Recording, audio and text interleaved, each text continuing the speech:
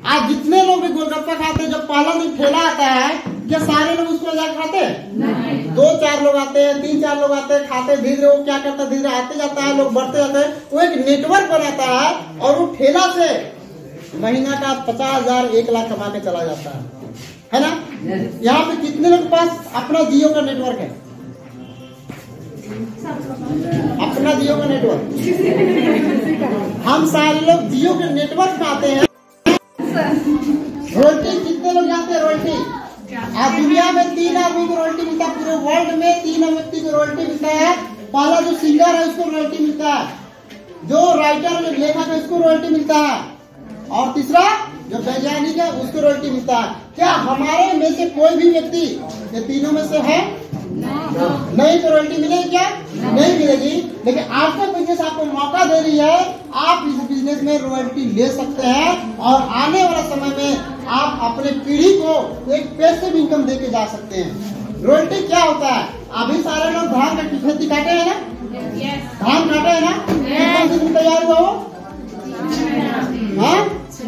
6 महीना में तैयार हुआ। अगले बार हम काम करते हैं उसको रेगुलर हर बार करते रहना होगा। डॉक्टरी करते हैं तो रेगुलर डॉक्टरी करते रहना होगा, है ना? मजदूरी करते तो रेगुलर मजदूरी करते रहना होगा। जो भी काम हम जब तक करेंगे तब तक पैसा आएगा। जिस दिन काम करना बंद कर देंगे पैसा आना बंद हो जाएगा।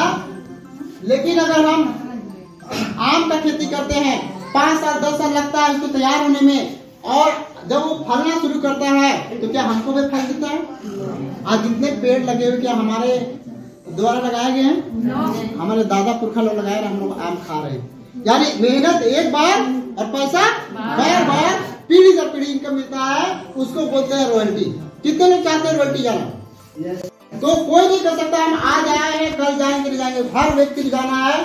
बशर्ते ये है कि अगर हम आज दुनिया में है, हमारा परिवार चल रहा है, समझ रहे हैं? जिस दिन हम दुनिया से चले जाएंगे, कभी सोचे हमारे बाल बच्चों को क्या होगा? पैसा तो आना बंद हो जाएगा।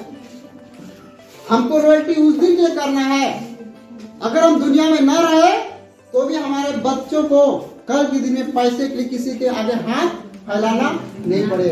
आज हम लोग बोलते हैं ना जॉब, नौकरी नौकरी नौकरी, सबको नौकरी बोलते हैं, और नौकरी है क्या? आज फसल काट रहा है कौन? मशीन, है ना? आज प्लास्टर कर रहा है मशीन, ईटा जोड़ रहा मशीन, ट्रैफिक पुलिस में कौन है? मशीन। सारे जगह पे रोबोट्स आ गए हैं। आने वाले समय में नौकरी बिल्कुल खत्म हो जाएगा। हम आज जो बच्चे को पढ़ा रहे हैं, कल के दिन बच्चा सरकारी नौकरी करेगा, वो नौकरी नहीं मिलने वाला है, तो कल के दिन हम क्या करेंगे? अगर हम आरसीएम बिजनेस करते हैं, अगर हम आरसीएम बिजनेस करते हैं और थोड़ा सा नेटवर्क बिल्ड करते हैं, तो कल के दिन में हमको खास कर जो अगर हम अप्रेल भी तो कर सकते हैं। आज जितने लोग नौकरी किए हैं, रिटायर हो गए हैं, रिटायर होने के बाद पेंशन मिलता है, ठीक है। पेंशन नहीं मिलता है तो क्या होता है? बाल बच्चे टूटा हुआ कुर्सी जैसे कोना में फेंक देते हैं, होता है कि नहीं? आज बहुत सारे लोग बोलते हैं ना कि मेरा बच्चा नहीं पूछता हमको, अपना बीवी को लेकर शहर चला गया। पहले के जमाना में सारे लोग मिलकर खेती करते थे, संयुक्त परिवार होता था, सबका घर चलता था।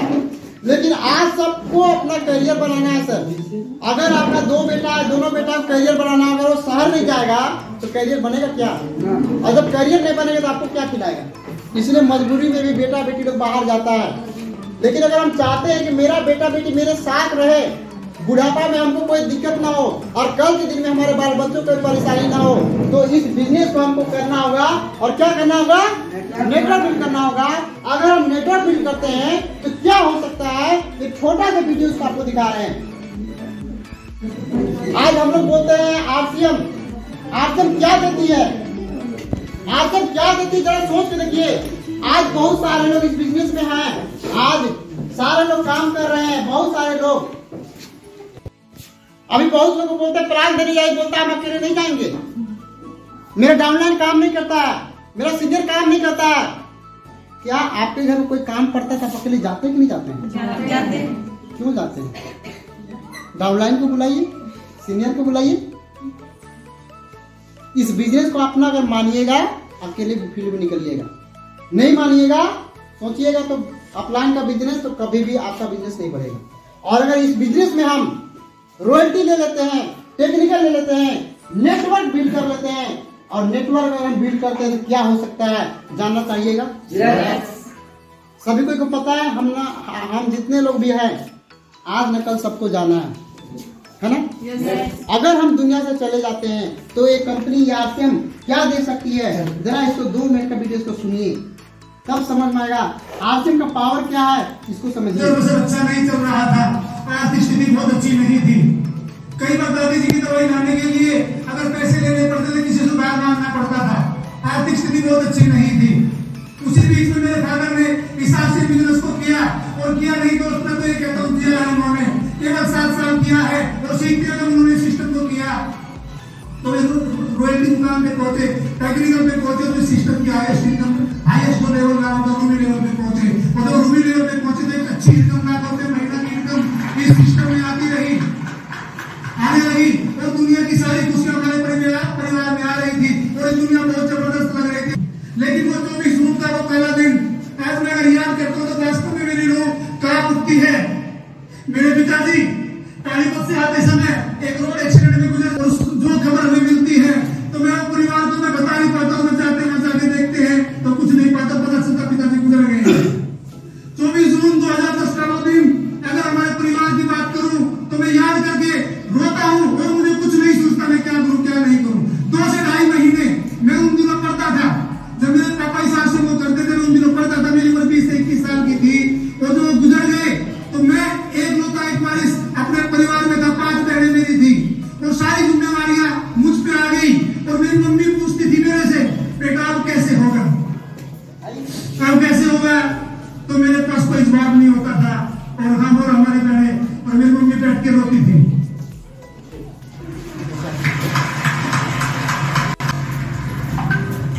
केवल रोते थे बैठ करके, कुछ नहीं समझ आता था क्या होगा कैसे चलेगा। लगभग 2-2.5 महीने ऐसे ही निकल जाते हैं। एक दिन हमारी ग्रेट अपलाइन मिस्टर सुशील बाजवा साहब का हमारे पास फोन आता है, वो बोलते बेटा क्या कर रहे हो। मैंने कहा सर कुछ दिखाई नहीं देता, घर कैसे चलेगा, मेरी बहनों की पढ़ाई कैसे होगी, कहां से आटा आएगा, कहां से तेल आएगा, कुछ समझ नहीं आ रहा है।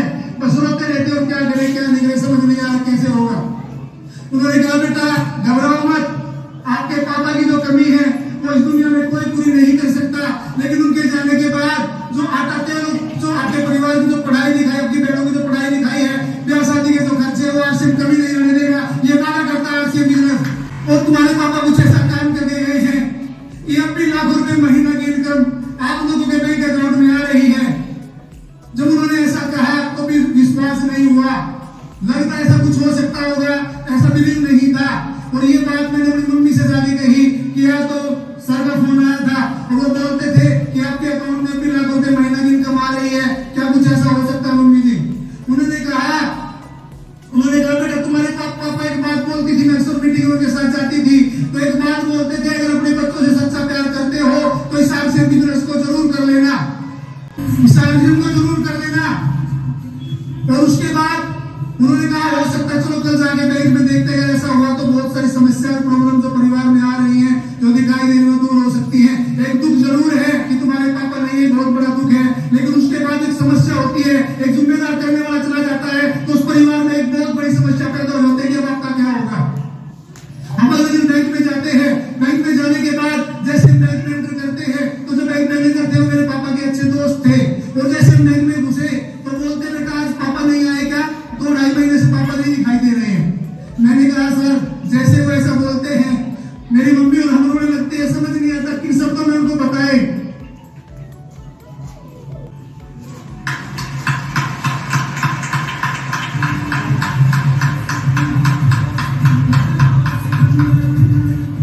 फिर वो लोग हमें चुप कराते हैं, पानी पिलाते हैं, और बेटा बोलते हैं कि जो होना था, जो भगवान को मंजूर है वो हो गया है, लेकिन अब हम तुम्हारी क्या मदद कर सकते हैं। हम पानी पीते हैं, उसके बाद बोलते हैं सर एक बार हमें ये बता दीजिए कि हमारे सीनियर साथी बताते हैं कि 80 लाख रुपए महीना की अर्निंग आपके अकाउंट में आ रही है, क्या पैसा अब भी सच में आ रहा है।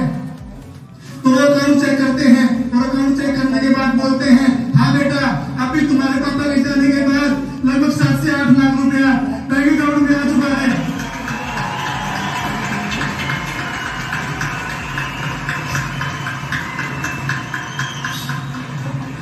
जब उन्होंने ऐसा कहा तो वास्तव में दोस्त मैं बता नहीं सकता, मेरे पास शब्द नहीं है कि दुनिया जो एकदम नरक लगने लगी थी, पता नहीं मैं कैसे बड़ी बहनों की शादी कर पाऊंगा।